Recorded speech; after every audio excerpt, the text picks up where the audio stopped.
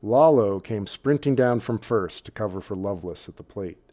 As a result, it was his call as the ball and LaRoche arrived at almost the same time.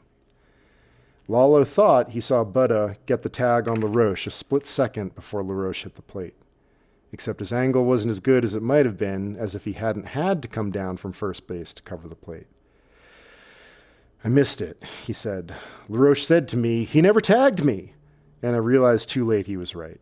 If I'd been in a slightly different position, I think I would have seen it. But because I was coming from first, I didn't get the best possible angle. I felt sick about it when I realized too late that I'd missed the call. My last call ever, and I missed it."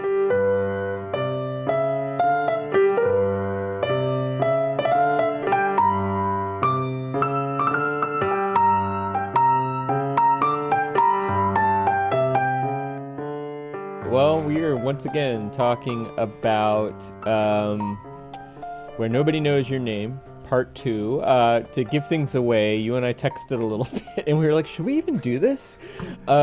Because last time we talked about this, the question was, you and I both really struggled to differentiate the characters and to find the threads to follow in this collection of stories, many of which are very good stories about minor league baseball. Again, our writer is John Feinstein, but I think second half of the book, the pattern continues. We continue to follow, 17 minor league ball players, coaches, an umpire, managers, a broadcaster. He adds a broadcaster. In. Why not? Hey, let's get somebody else in here. And I would say that we were thinking that perhaps the narrative would crystallize around 4 or 5 major characters. I'd say if anything, he added more in the second half of the book. I found I don't know. I mean, so I'm trying to think like. Is anybody a success story? I guess the one guy who ends up getting activated for Baltimore has a pretty good... Yeah, right. I forget his name. He was the one who had been a hero and then gets sent down, and then he does really well for the Paw Sox, and his name... I can't remember his name offhand. It's one of those... Yeah, that's a problem. It's one of those long baseball names, too, like Lankmeyer or something like that. Sure, we could look it up, or if we referred back to the first, and you know what, I'll refer back to the first one, because if I see his name. Yeah, you had a really good term for it in our text. You said, there's just a bunch more of minor league soup. And I was like, yeah, that is a really good way to put that. You were the one who said that. I did? Yeah. What? You were, when in our last time when we, Pasednik ends up in the major league playing for the Orioles during their playoff run at the end of the year and bats like 300 in the playoffs. It does really well. He gets in. Yeah. He has the most success. I think everybody else, I don't think anybody else ends the season in the majors apart from Bryce Harper, of course. I don't believe that any of the managers get offered a major league job, although we understand that Charlie Montoyo is still very well thought of, as is Ron Johnson. They're like 2 managers who we spend the most time. John Lindsay has a good season. Scott Ellerton has a good season. Schwinden has a good season. Tomko has a good season, even though he's old. There's this moment where Tomko... reflects, man, if I put up these numbers at 26 rather than 38, they would probably be thinking of me as a top prospect. Oh, McLouth, doesn't he end up in the majors? Yeah, he's got a good one. He has he's an outfielder with a good bat. Yeah. No, and he's the one I'm thinking about. McLouth is, so Pasednik Pasednik ends up with the Red Sox, McLouth ends up with the Orioles, and they both do finish the season in the majors. So 2 of them do. I would say like Rollo is the one, or Lalo? Lalo. He's the one with like the most sad, like basically they're like, he doesn't get called up, and that also they don't send him down. They're basically like, you're done. He just release him. You're done. And then everyone else is in this sort of middle ground of like, maybe it was a disappointing season. Maybe there were some wins, there were some losses, but they're all sort of in the creamy middle between the Oreos. Yeah, it's like if like Dante just wrote like Purgatorio and stopped Yeah, there. it's got a Like, real is essentially what we Purgatorio got. vibe with a few limited successes. So there you go. It's I mean, such a we weird gave you a quick book. little recap, but and there's some more slice of life chapters, and there's this whole digression about broadcasters and this guy story about a guy who gets a broadcasting job, but you can't remember who he is because I feel like there's even like another guy who doesn't get a broadcasting job. Yeah, there's a younger guy who gets like foot ahead of him. Yeah, and it's like, we learn the detail that the Paw Sox are the only minor league team with 2 play-by-play guys, Yeah. and that, you know, I mean, it's like, it's just it's like a book. I mean, I'm happy that I was the one who referred to it as soup, because like it really is just this uniform thing with like little pieces of material kind of studded throughout, with no direction. When you part of the reason soup is such a great analogy is that in, I don't know, 2014 or so, I remember spending a bunch of time at Penn Station waiting for a train in New York, and they had, and I guess I was, for whatever reason, that was when I was doing my fellowship, and I was there a few times. Like I took the train a few times. And they had this like Homeland Security video that explained why sniffing dogs were useful security. And one of the explanations was that when a human smells a bowl of soup, they just smell soup. But a dog smells like carrots, onions, oregano, chicken, all of these other things. And that's, basically this was an analogy for why a dog can smell your suitcase and smell trace amounts of, explosives or marijuana or acetone or whatever it might be. But when you're reading the book, you can differentiate the, carrot from the onion, from the chicken, from the tomato base, from the fish stock. But as soon as you put the book down, it just turns back into soup. Yeah, it's back into soup.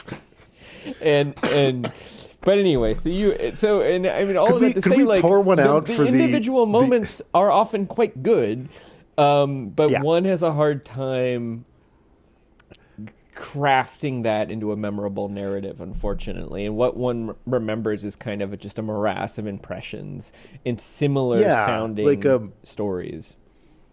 And the overall effect is sort of depressing. Like it's not affecting. Yeah. Like how, like there's plenty of, works of literature that are sad, but they tend to like point to something. And like, I can't really sense this pointing to anything other than like, the sort of horrifying nature of humans to continue pursuing something futile. Yeah, there are little moments where I felt something affecting. But it says you have a reading. Got a reading. So why don't you start us I've got a off? reading of a moment like that. I hope. This is towards the end of the book, and it's the national championship game for the minor leagues, and one of our characters, Lalo, is officiating. I think I have the exact same reading queued. I think this was my favorite moment in the second half. It's funny. I have a question for you about hotspots, and there's another good moment in the second half that I found myself drawn to. But I think this is probably as good the fact that if you pick the same one, it's like, great, let's talk about this passage for the next 30 minutes. Yeah, go ahead. Okay. So this is the national championship game. It's being played between the Aces, who Tomko is pitching for at the moment, and the Pawtucket Red Sox. Lalo is our umpire, is in the game as the first base umpire. And the Paw Sox starter, who has been really good all season, has gotten lit up in the first 2 innings. And by the end of the second inning or third inning, the score is 8-0. Everybody wants the game to be over with, and a storm is approaching the stadium. Yeah. The rain was starting to come down by the time the Paw Sox came up in the 9th, trailing 10-3. Even with a 7-run lead, Butler sent Jonathan Ablajadero out to pitch the 9th, in part because he thought he deserved to be on the mound for the last out. He had done so 42 times during the season, 25 times in save situations, And in part because there was certainly no reason to rest him. His next outing wouldn't be until March. Andy LaRoche led off the inning with an infield single. Bryce Brent struck out. The rain came down harder. No one wanted the season to end in a rain delay. Dan Burler lined a double into the right center field gap, and LaRoche was running all the way. Perhaps not the best idea with his team down 7. Center fielder A.J. Pollock ran the ball down in the wet outfield and hit shortstop Taylor Harbin with a perfect relay throw.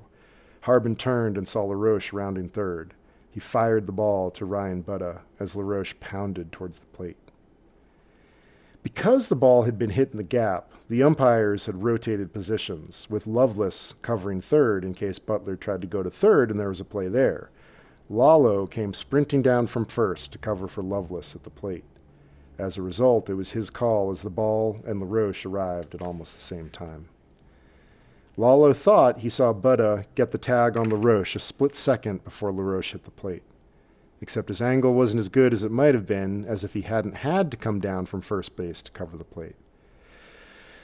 "I missed it," he said. "LaRoche said to me, 'He never tagged me.' And I realized too late he was right. If I'd been in a slightly different position, I think I would have seen it. But because I was coming from first, I didn't get the best possible angle. I felt sick about it when I realized too late that I'd missed the call. My last call ever, and I missed it." Everyone agreed it was a tough call to make, especially coming from first, and that the play was hardly a game decider. 2 batters later, Che Hsuan Lin hit a line drive almost directly at left fielder Keon Broxton for the final out, and everyone sprinted for the clubhouses as the sky started to explode with rain. The game had taken 3 hours and 29 minutes. The AAA season ended at 10:37 p.m. as the rain swept through the ballpark.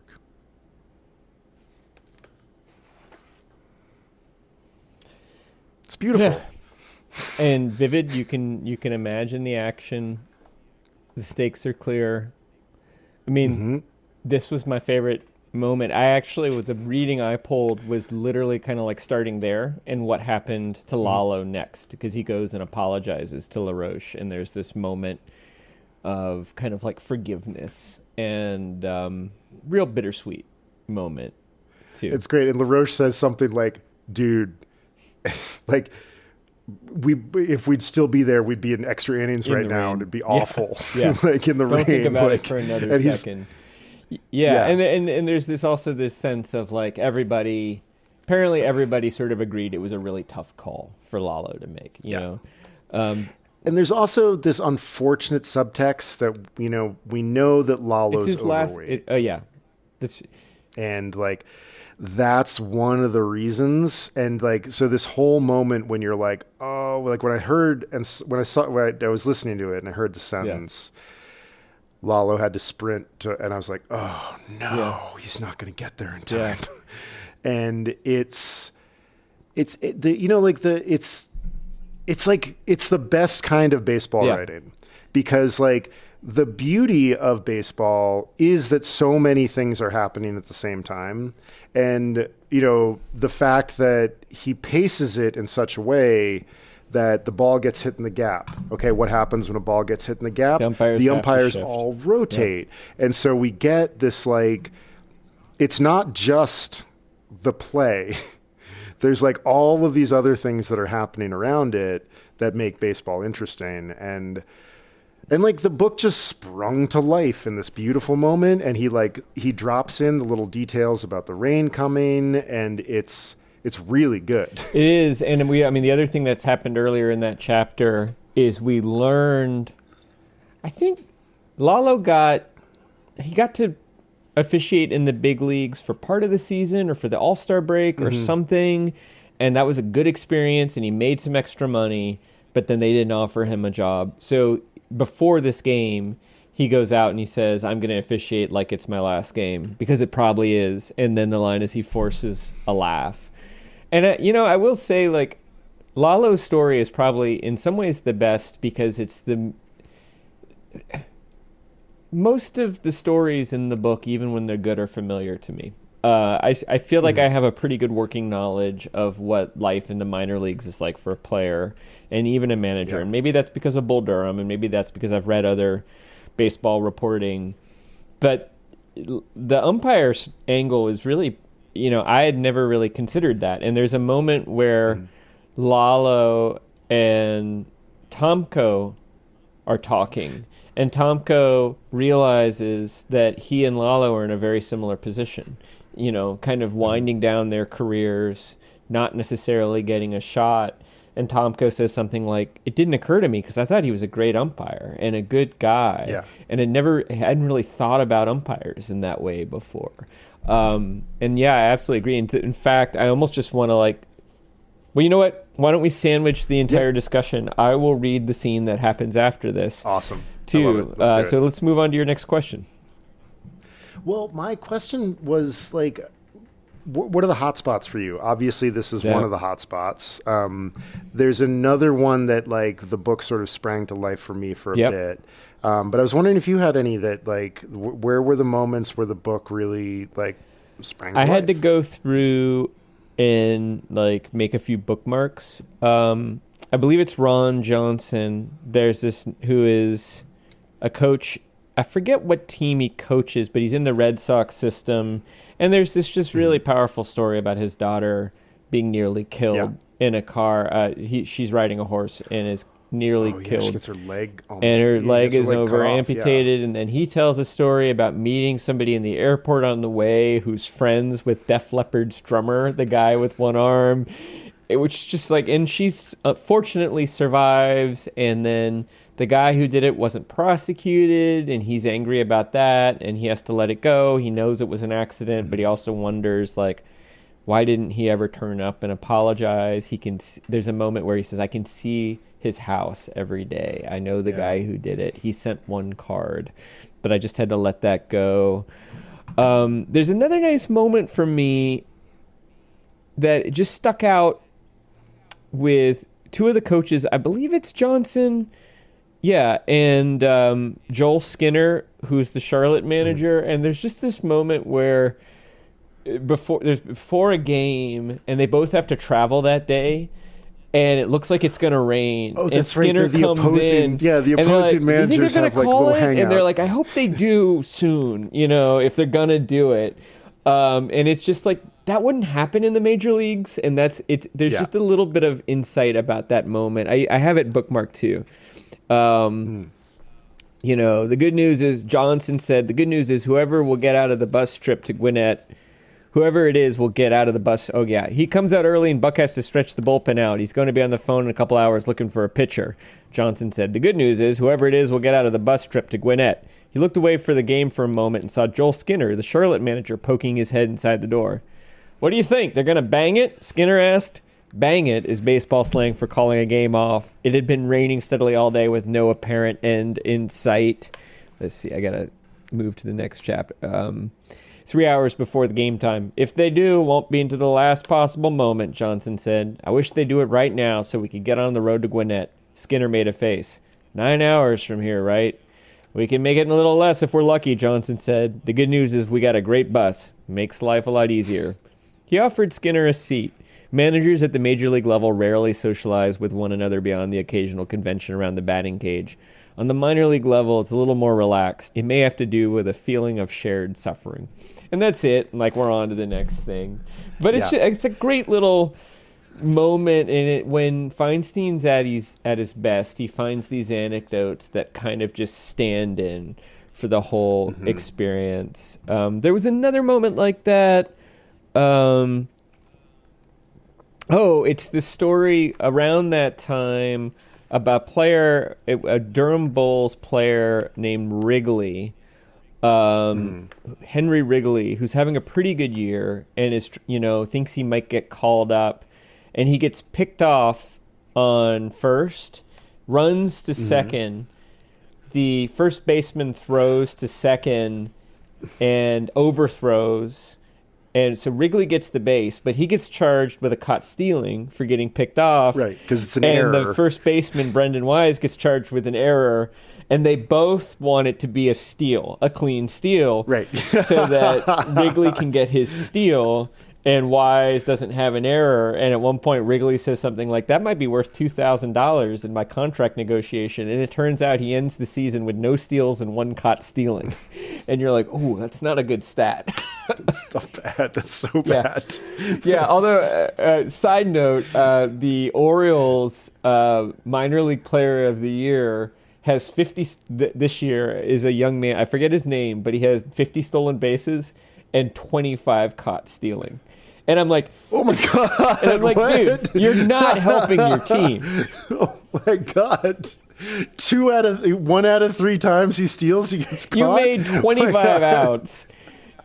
To maybe how many? That's almost a game. How many runs? That's almost a whole game. Because how many times is someone just going to bang a home run anyway, and you cost them a run? How many times is somebody going to hit a double with you on first, and you could have just scored from 50 stolen bases might translate into 20 runs. But you made 25 outs. That's wild. Oh my God. 50 is a lot of steal, but I want to look up Jose Canseco's 40-40 season because he wasn't that fast. Yeah. But remember, he really wanted to be the first 40-40 player. And I think he got caught stealing a whole bunch. It might have even been like more. 40 times. It might have been like 30 times, I could steal 40 bases if I took 70 attempts. No, I mean, the way I think what you pointed out there is he's at his best when he's doing concrete anecdote. Yeah. I think the big problem that this book suffers from is that it just hovers in summary, so much of the time. And so-and-so had a pretty good year the year before, hitting 276 over 30 games during his time with the Tampa Bay Rays. But he was back down in the minors and had a bit of a sore spot after pulling his lateral, and you're just like... that's not compelling anecdote. I mean, but the little image of the opposing manager sticking his head into the office and it's great. It's and good dialogue. Yeah. The other hotspot for me is the whole Evan Longoria, this wonderful set piece of the Rays playing. The Rays are playing the Yankees. And the Orioles are playing the Red Sox. And there's this wild swing of fortune where the Rays come back from 7-0 down. And one of our characters is the hero. Is it Pasednik? I don't know if it's Pasednik, but there's an earlier home run that precedes Longoria's walk-off home run that continues the game. And it's great. It's this slicing foul ball it looks like it's going to be a foul ball. And it hits the post, and it's a home run. The game continues. And at the same time, the Orioles come from behind to beat the Sox. And the Rays are suddenly we thought we were going to have to be in a 1-game playoff. Yeah. And it's the same beautiful baseball writing of that final end scene where, it's baseball writing at its best is very Hemingway-esque. It's very declarative. It's very simple. Because the stakes are there. You just have to point. Totally, right? That's such a good point. You just have to say what happened in a way that's clear and simple. Right. That is... Oh, that's why it works. You're right. That is such a good point. The drama in those moments is already there. So you just have to get out of the way and be... But there's an art to that. You have to be sparse. Yeah. You have to orient the reader. You have to give a little technocratic information. It was hitting the gap, so the umpires had to shift. Well, you and I probably didn't know that. I mean, we're okay, that makes sense. But I couldn't have told you under what circumstances umpires shift and when they don't, other than they shift when there's going to be a play somewhere where there's no umpire. Yeah, and then dropping in, he's good at dropping in little atmospheric details. I think that's also the thing that makes those moments work, the rain and stuff like that. Question for you. What you have just read is John Feinstein's draft, and you're his editor. This is great. This is essentially my "What would Jesse do?" question. Well, all right. We'll each do it. So, what do you tell Mr. Feinstein when he submits this draft? And you're an editor who can green light or red light the book too. Mm-hmm. Mr. Feinstein, as always, your line by line writing is excellent. There are some really great scenes in here where I like really feel like the power of anecdote. You place me there in the setting. I'm enjoying it. There are so many characters and I am losing track of them. We've done great sports writing before. A Good Walk Spoiled is amazing. A Season on the Black, very good. I've really enjoyed those books. I don't know what the story is here. And I'm worried that the story is simply the sad futility of young middle-aged men realizing that their dream is dying. And could you make this into maybe a long essay? We could pitch it to Harper's or The New Yorker or The Atlantic if they're feeling sporty this month. But as is, it's sort of drifting into the general. And there are so many good moments that I think there is maybe not a book, but a something here. And I would love for you to go back and cut 200 pages. All right. Do you want my version of that? Yeah. I won't be John Feinstein reacting. I could if you want me to be John Feinstein. First of all, Chris, it's A Season on the Brink and In the Black. You've conflated two of my books, which I noticed you do a lot. Like Your Friends and Neighbors. Secondly, you're absolutely right. The Lives of Your Friends and Neighbors. Yeah. It's like a comedy with Ben Stiller set in East Germany. Yeah. No, you referred to that movie as Your Friends and Neighbors, The Lives of Others, multiple times. One time. Sure did. Like, what is he talking about? And the police wrote Rock the Casbah. Yeah. And it has the same meter. The lives of others, your friends and neighbors. Friends and neighbors. And kind of I am similar. a metrical person. Yeah. Okay.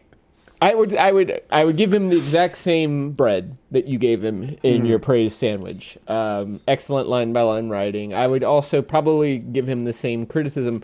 Here's what I think I would try if I had the courage. John, you can have 5 characters.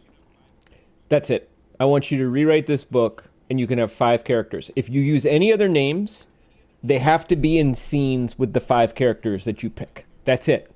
So yes, Ryan Sandberg could appear if he's talking to one of your characters. But if he's not one of your... And I need you to tell me who the 5 are. And I'll say this. Keep the umpire. Keep one of the coaches. And then you can have 1 position player, 1 pitcher, and then you get a wild card. You decide. Anybody you want. Rewrite the book with your 5 players. Keep it under 200 pages. If you do that, we can read it and we can see how we feel. But if it's under 200 pages, I'll give you another 20 pages for some slice of life chapters on top of that. And maybe we can put 1 character back in. But first you need to show me that you can do 5 characters. That's your next. And I think I know who those 5 characters would be. But I think if I were his editor, I would let him choose. Force him to choose that. I mean, I think it would be Lalo Montoya for sure. Yeah, absolutely. I don't know. It's really tricky in terms of who the position player and who the pitcher would be. And then, if he did a good job of that, I might be like, you know what? All right, let's put 1 more character back in there. This is a nice tight book. We can go a little bit broad, but first we need to get from 17 to 5. Because even 5 is more. It's a lot, especially if they're not part of the same story, which they're not. Yeah, and I like that. I like your version because really the thing this book needs is focus and a story, which you're like, I mean, these are two very important aspects. Yeah. Well, and I feel like when you tell somebody to cut 200 words, which isn't wrong, what they then try to do is they'll be like, okay, well, it's or how would you say 200,000 words or 200? 200 pages. 200, okay, so let's say it's 400 pages. Get this down to a very long essay. Then what they try to do is cut each paragraph in half, and that's seldom the right way to do it. When something's twice as long as it needs to be, it's not because your paragraphs are too long. I mean, they might be, but it's generally because you have too much stuff, and you need to figure out your focus is off. You need to figure out what to take out, and so what I suggested was sort of a like. And I also like giving editorial advice that's not what are we going to take out, but instead, let's pretend we're starting from scratch. Who are you going to build keep? It back up. And let's build it from what you've done. Let's treat what you've done as the palette from where we're building your second draft. And I personally find when I'm writing that is a mentally easier way of thinking about things in a less stressful way. Totally. Let's go to your reading and then... well, I think I'm just going to pick it up from where you took off because this was my favorite moment. And I sort of summarized it. Let's see.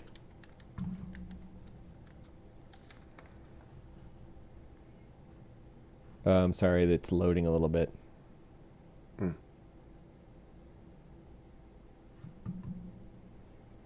Did you read the part where the game had taken 3? Everyone agreed it was a tough call to make. Yeah, okay. I'm going to take it from...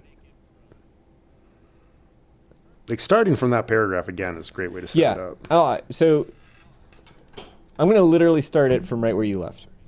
An hour later, at an after-party thrown by the two leagues, Lalo encountered LaRoche and apologized to him. LaRoche grinned and patted him on the shoulder. If you'd called me safe, we'd probably be back at the ballpark right now in a rain delay, he said. It's not as if we were going to score 7 and tie the game. Don't give it another thought. But Lalo did, even though others echoed LaRoche's sentiment. It's hard to get it out of my mind, he said. That was my last call as a professional umpire. It wasn't the way I wanted to go out. He went out hustling to make a tough call. There's no shame in that, whether it's your first call or your last call. It's rare for Feinstein to make a value judgment in this book. Yep. And basically, what you see here is the writer consoling his character. And I found that very moving. And I think, I like that moment because you do grow into Lalo's story throughout. Yeah. And I think one of the big faults of the book is that Feinstein has so much affection for these characters and for their struggle and how hard they're working. I empathize. He's the reporter who's got a lot of great stuff in his notebook, and he wants it all on the page for their sake, because their story deserves to be told. And that's a problem, it is a problem. and it is, and I think it is earned here. You're right, because the umpire is a different character and is interesting and stands out, and we learn a lot about him. And he's one of the few characters, along with Montoyo and kind of Pasednik and kind of Tomko and kind of Ellerton. Yeah. But there's a little too much. He's a little too close to the game, but he spends too much time up in the general trying to tell everybody's story because he wants everybody to get their moment in the sun. But the problem is that's working against the nature of this book, which is that you don't get a moment in the sun. And if you do, it's fleeting and very often, so many stories of people who get 22 at-bats in the majors and they go 3 for 22. Stuff like that, where it's oof, that was a rough moment in the sun. I forget who it was 7 for 33. And I sat there and did the math, and I was like, that's a 210 average. I think that, in a way, this collection of reporting, I'm not, I am sort of, I have a Substack blog, and whatever, stakes are low. I write stuff sometimes. It would be great.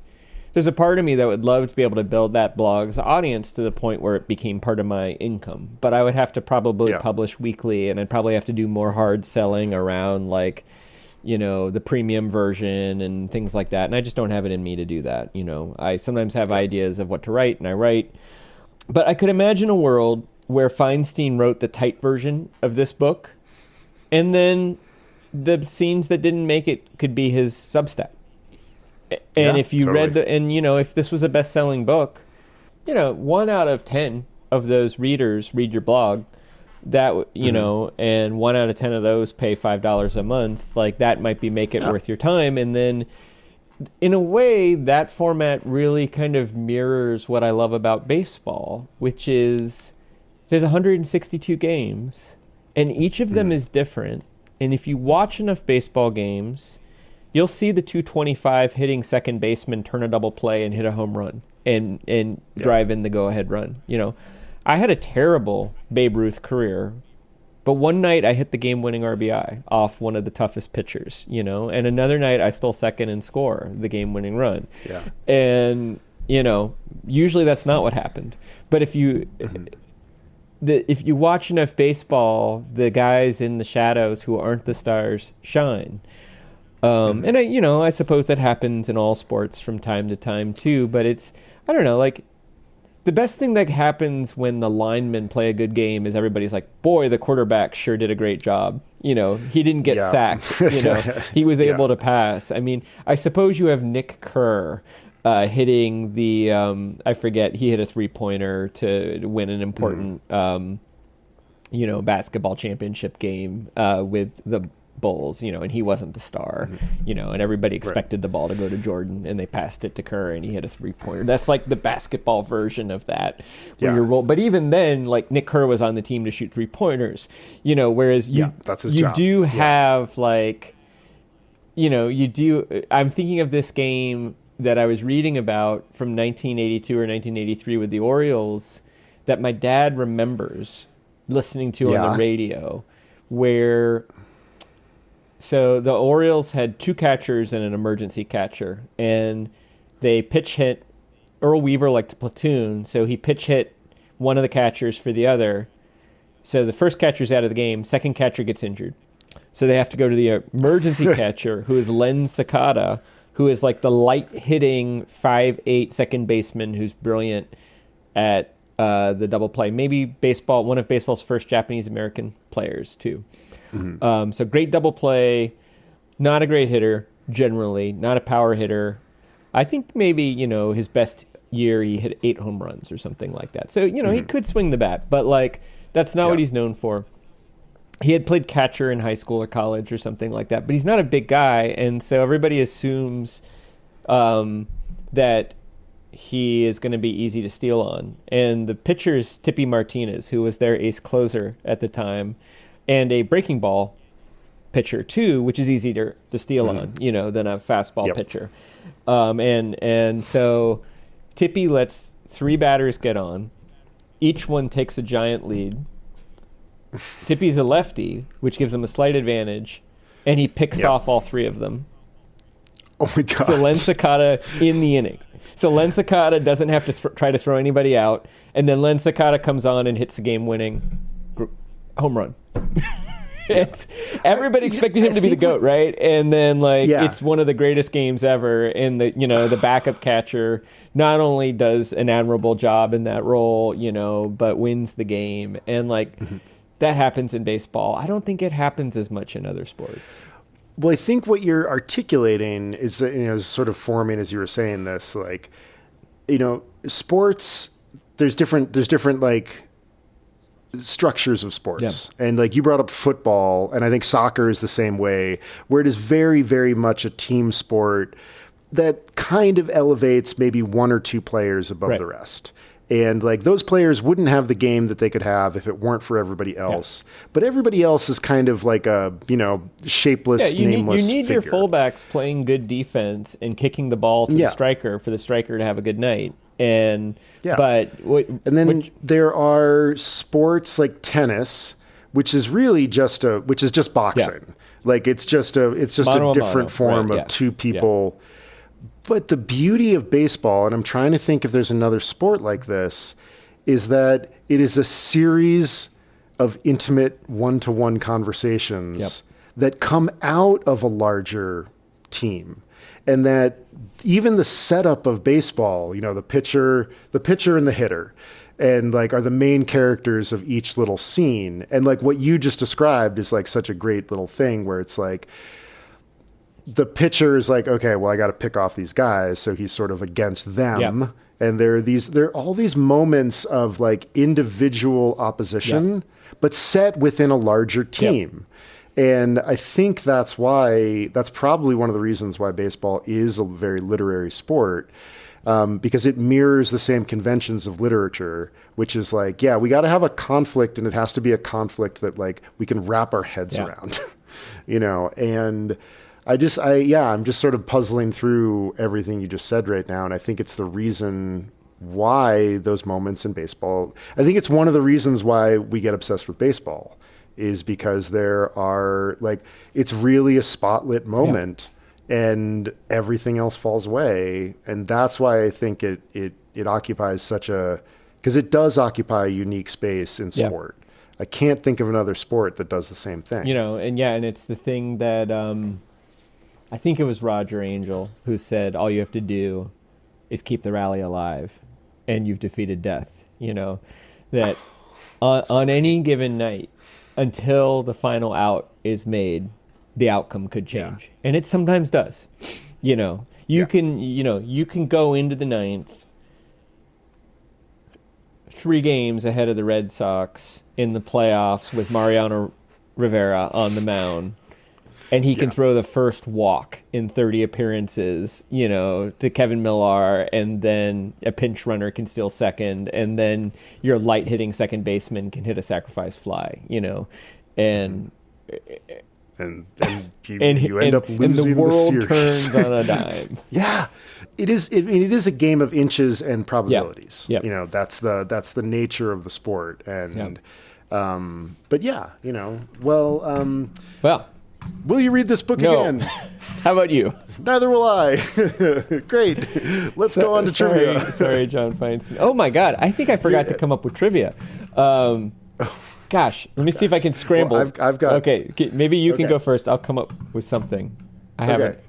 Mine is okay. So last time we talked about team names. So this time I am turning, of course, to player names, because player names in baseball are just bananas. So I'm going to give you 5 names. Your job here is to suss out the one that is a fake name. Okay. And one of them is is a gimme. So there's one that is going to be very obviously the wrong choice in our usual Niven-esque kind of setup. So other than that one, you have to pick out the correct name here. Your options are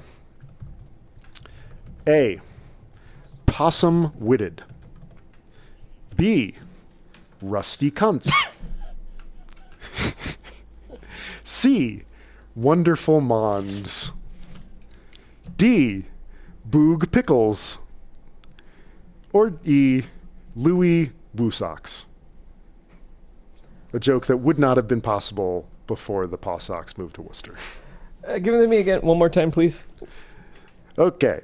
Possum-witted, rusty cunts, wonderful mons, boog pickles, and Louis Woosocks. How is Woosocks spelled, or Boosocks? Woosocks. That is the joke. That is your Ringworld. Oh. That is your Ringworld joke there. Okay. So the real ones are yes. Possum Willis, Witted. Rusty. Here, why don't I'll drop them into chat so you can actually see the names. How does the alleged Mr. Kuntz spell his name? Okay, I see. Kuntz. The alleged Mr. Kuntz. There's the name of the episode.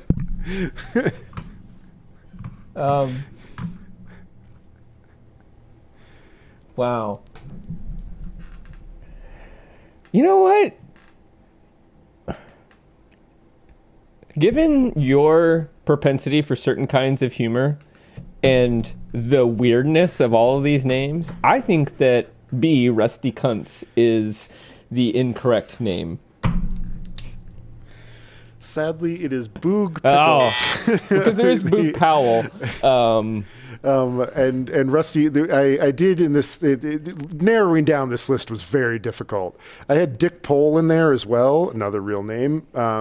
Milton Bradley, which I thought you would get in an instant, because I was like, yeah, that one's sort of gimme. Like, everyone sort of knows that Milton Bradley was a real name.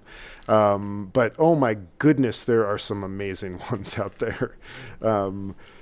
There's a whole series of players with the last name Anderson, Fireball Anderson, Fastball Anderson, Goat Anderson, that just like I was just floored. It was definitely a joy to go digging there. Wow. Yeah, but I'm very proud of Boog Pickles. I'm happy that I invented that. Well, Boog Pickles is pretty good. I came up with a quick trivia. It's maybe not the best one I've ever given you, but which minor league pitcher has the single season record for the most strikeouts? Is it A, Tug McGraw pitching for the Atlanta system? B, Grover Loudermilk pitching in the Cubs system?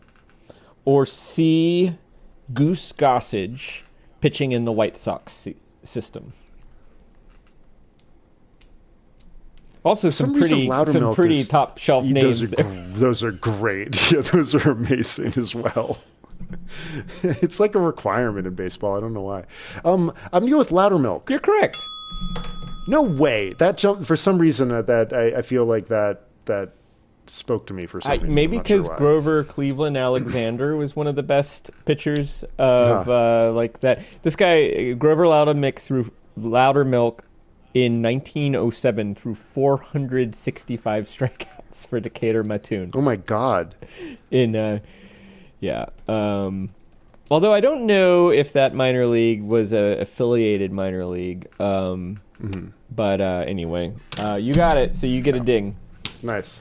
Hey, hooray. So, well, everybody, you want to tell us what's next? What's up next? Next is season 4. We did a draft. It's very, very exciting. In the order in which we're going to do things, why don't we each quickly share? So first, share with us the first season, or first series, which is That Came From That, ? Yes, this is going to be a 7-episode series, and the idea here is that we're reading. In this particular case, each pairing is a book and a movie, where the adaptation is a significant distance from the source material. So we're going to read Jane Austen's Emma, and then we're going to follow that up with Amy Heckerling's 1995 film, Clueless. Saw it in the theater. We're going to read Herman Melville's novella Billy Budd and Claire Denis' incredible 2000 adaptation Beau Travail. We're going to read Philip Roth's novella Goodbye Columbus, and then we're going to follow that up with Larry Pierce's Goodbye Columbus, the film version. So after those 7 episodes, we are doing my series, which is the American Labor series. We will read The Jungle by Upton Sinclair, In Dubious Battle by John Steinbeck, the Milagro Beanfield War book by John Nichols. That'll be 2 episodes. We'll watch the film The Farm by Mark Riddell, and then the film Matewan by John Sayles. And then the listener's choice, I will do it because it was mine originally. Basically, it was Justin's choice. This one's called You Don't Know Dick Lester.